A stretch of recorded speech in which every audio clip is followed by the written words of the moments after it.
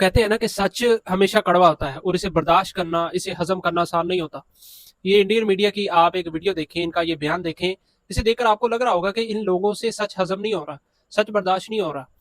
जो हारिस साहब के जो इशारे हैं, वो इनके अंदर आग जला रहे हैं, इनको मिर्चें लगा रहे हैं। हालांकि ये समझ रहे हैं कि वो जो इशारे कर रहा है वो बिल्कुल रियलिटी है, उसमें कोई झूठ नहीं है।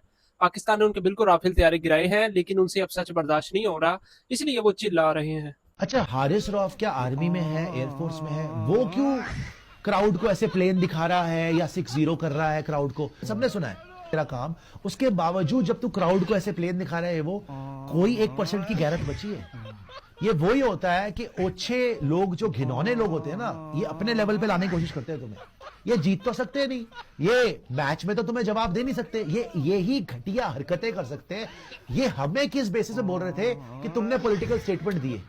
जो ये हरकतें कर रहा है, ये कौन सा स्टेटमेंट है? उसने तो फिर भी जाके पहलगाम विक्टिम्स को, आर्मी को ट्रिब्यूट दिया था। तू तो जाके क्राउड को ऐसे दिखा रहा है हारने के बाद।